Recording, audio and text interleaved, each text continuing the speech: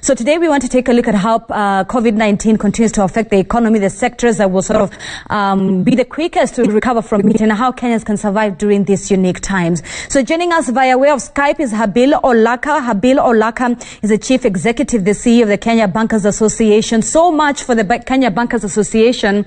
A lot of it coming also in regards from CBK, orders for them to finally have the chief succession of our COVID-19 fears. That's one of the biggest article headlines that you'll find on the business dailies this morning. But before I do that and get comments from Habil, let me begin just generally by asking Habil. First of all, Habil, thank you so much for taking time to speak to us here on Citizen TV's Daybreak.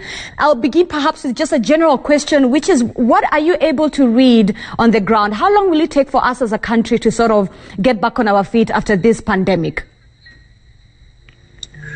Yeah, thank you very much. I think a lot depends on how disciplined as Kenyans we are, because as you are aware, the Minister of Health has been trying to send messages to Kenyans in terms of how to behave ourselves to bring this pandemic under control. The critical thing being that at what point are we going to reach the flattening of the curve, where the infection rates are not rising and beginning to go down, therefore containing the pandemic, and therefore a number of measures have been put in place. Now, how quickly we bring this under control depends on how disciplined Kenyans will become, trying to avoid as much of the spread as possible. Mm-hmm. It may not be easy to tell how that will pan out, because it depends on how disciplined we become. All right. Okay. So Habil, time will tell. In the meantime, CBK has now said that banks across Kenya should sort of give a plan B of succession of their top directors, the CEOs, etc., given the pandemic that we are in. Is this a good move from the CBK? Will the banks also do the same thing? You're given a deadline of Monday, just as contingency measures.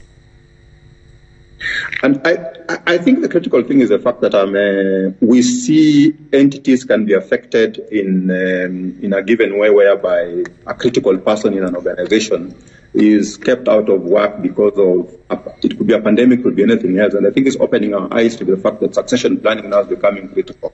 And this should not just be seen from the perspective of banks. I think it should be seen from all corporations, all entities should have succession plans in place. In the event that a key management person is affected, there is a clear plan in place in terms of how the company can continue operating without the services of that specific key person.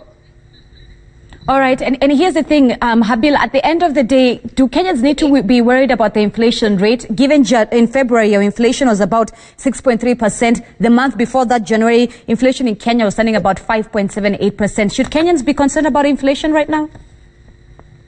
Yes, I think the pressure for inflation going up is there.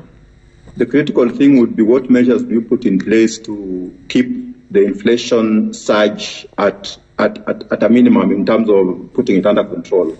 And I think there are a number of entities that have got their guards up. In particular, the central bank, for example, is having in place a number of measures to ensure that as much as there's a surge for the inflation to go up, especially from the supply side, everything is kept under control and the impact is minimal. I think it will be very difficult for us to assume that there will be no inflation pressure. But I think the critical thing is the fact that the managers in place should be able to keep the inflation pressure under control.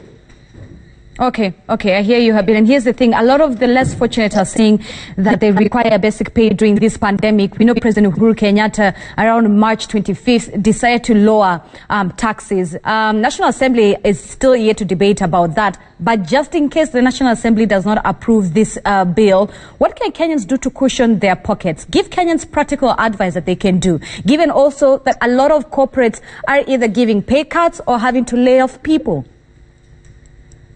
Yeah, I mean, that's the reality, partly because of the fact that the supply chains, for example, for a number of companies have been disrupted. If you look at, for example, the hospitality industry, tourism, have been severely affected, and therefore the employment, there is pressure on the employers in that sector to start looking at their bottom lines and therefore reducing their employment numbers. I think the approach that I've seen being pushed for, even from the private sector, is as much as possible to protect the jobs. And a number of mechanisms are coming in, even with the pressure to reduce the numbers from the employers. There are a number of mechanisms coming in to try to safeguard the jobs. So, for example, you could decide to send most of the employees on their annual leave, which they have earned up to this point in time. So they are basically away, but on pay for a period. Now, when the days are finished, you can also have another subsequent plan whereby you send, for example, employees on part unpaid leave. Mm-hmm. Now, you can continue playing that kind of a game whereby towards the end you'll have more of the unpaid days than the paid days as you proceed. And hopefully within that point in time, this problem would have been brought under control. And therefore, you would be having a lower payroll cost, but still maintaining your employees on the payroll. All right. The worst case, of course, is trying to go the hard route, which is to release the employees completely. And the problem normally is that in the event of the pandemic being brought under control, it will take you a much longer time to come back to survive to operations.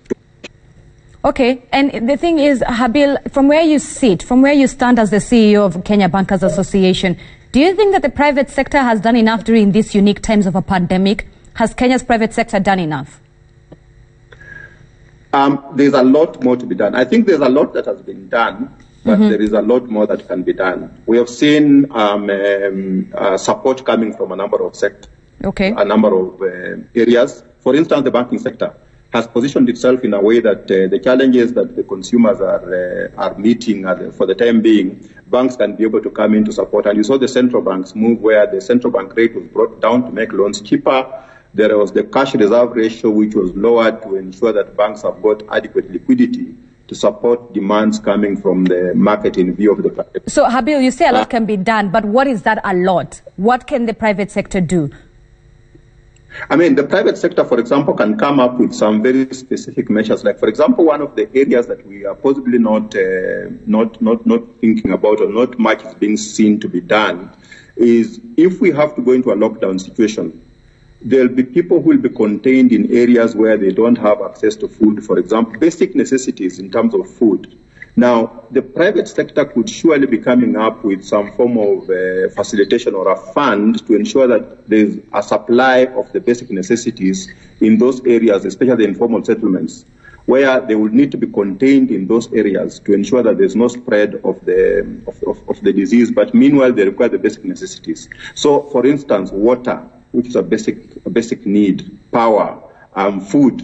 There can be mechanisms to ensure that you either supply them a continuous facilitation in terms of money per given period, cash awards, or you can actually have food delivered to those specific areas.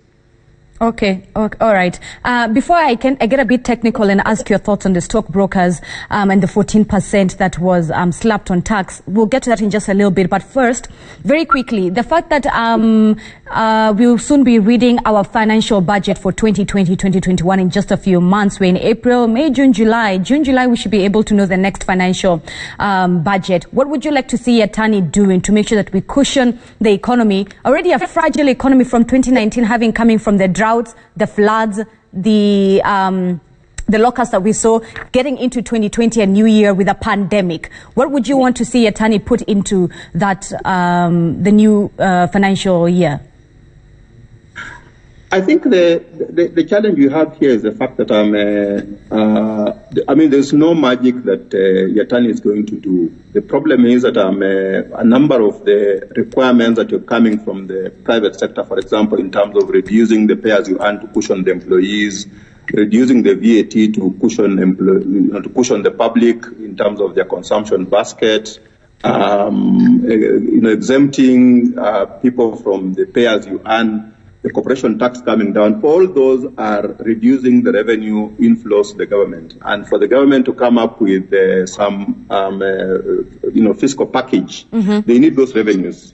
So they might not have as much room to maneuver Okay, and the fact that KRA right now is definitely not being able to collect as much tax as they normally do at the end of the month, what's the best way? How can Kenya, especially Nairobi, the capital city, stay afloat during these unique times when nothing much is happening, KRA isn't able to collect its monthly tax, etc.? I think a number of it's a matter of having a concerted effort amongst the various players. Okay. For example, where I'm seated, from the banking sector, there is a lot being done to try to facilitate the economy, even in the current difficult situation. So you see, for example, banks are moving ahead despite the difficult environment to accommodate borrowers through restructuring of the existing loans, through providing moratoriums for the borrowers, and a few other facilitations in terms of moving transactions from the physical transacting environment into the digital space. And so I think it's a matter of combining actions across the spectrum. And I don't think it would be just the action of one specific entity or one specific sector that will save us. It's, for example, the requirement of the equipment by our medical personnel. All of us should come in to try to ensure that the equipment is available to the medical personnel. And for example, our SMEs, the Juakali sector, this is the time when they could come in to actually step in and start producing some of those equipment. Some of them, by the way, could even be good enough for export because it's affecting the whole globe. And what can be invented in Kenya and produced to serve Kenya could as well be exported to serve the other markets because we are all in the same kind of a challenge. Right. Habil, I need to let you go, but I have two more questions. But first, could you lean back a little bit so I can see you a little bit more on my screen? There you go. So my last two questions, Habil, let's talk about the sectors that perhaps will take the longest time to recover from this.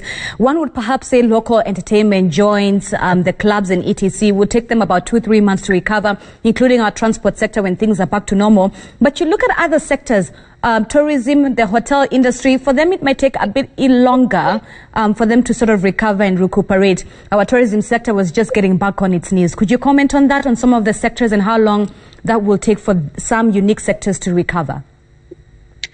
My own view is that things will not be the same post-COVID. Mm-hmm. I think a lot is changing. There is a silver lining on the at the end of all this. A number of sectors will change the way they have been doing business. Okay. You realize now, for example, here, by now I would have been at the studio having this discussion. Very but true. Now we have had to find ways in which we can be more effective to achieve the same objective through digital means. And I think a number of companies are going to discover that they can reduce their costs. They are going to become more efficient by leveraging on, for example, the digital technology, being more efficient, not necessarily having people moving from point A to point B. Even the hotel industry, for example, they might discover that actually they may not need to have guests coming into the hotel. You may as well serve them off-site. So, and every sector that you can think about, there'll be a lot of changes in terms of how they'll be transacting business going forward. And so I see some positive development out of this COVID crisis. It's just a matter of how do we adapt ourselves to the new environment. You talked about entertainment. Possibly entertainment will evolve to the point whereby we do not need to go and congregate at a place for us to be entertained. We might need to have that entertainment content streamed to wherever we are. Right. So lastly, All right, Habil, my last question for you before I let you go. We've been seeing how the Nairobi Stock Exchange has been misbehaving, foreign investors having to dump their shares and stocks at such a unique time like this. But what can foreign investors, local investors actually do to cushion it, this coming at a time when the 14% proposed tax on stocks could be slapping investors any minute from now? You know, the stock market tends to react to sentiments. And depending on how the investors are viewing the market, they'll take decisions, and so you see the volatility, the movement in the value, in the prices of the stocks. But I think the critical thing at this point in time is to take a long-term view. There are sectors that clearly have got a much better chance of growing significantly, and there are some other sectors that are may have a longer period to come out of the challenge. And I think right now investors, and especially the local investors, can take a view on the market going forward and really invest in those sectors that will come out strongly or take a much shorter time to turn around the bend and start operating in the new environment. Mm-hmm. So right now is the time to actually go in, identify the stocks and invest. Okay. That's actually a good point to leave it on. Thank you so much, Habil. Habil, they're encouraging you that this is actually the best time to take a look at stocks and buy. That's Habil Olaka. He's the CEO, the Chief Executive Officer for the Kenya Bankers Association, just giving us his thoughts on how to maneuver during these unique times. Him saying that definitely there will be a silver lining. Sectors will have to change how they operate when business goes back to normal. Just a few numbers that are quite important to you as of this hour. 7 more cases were confirmed yesterday, bringing the total number in Kenya to 179. 172 billion Kenyan shillings is what Yatani is searching for. But also on top of that, he was given 2 billion Kenyan shillings from what we call maybe the corrupt fund, some of the funds that have been coming from the corruption cases that we've seen. So 2 billion to help survive or fight the pandemic. Patrick Njoroge, the CBK governor, is looking for 1 billion from the World Health Organization. Just some of the numbers that you need to keep in mind during these unique times. Trevor Mbija will be back after this short commercial break. This is Bulls and Bears. Stay with us.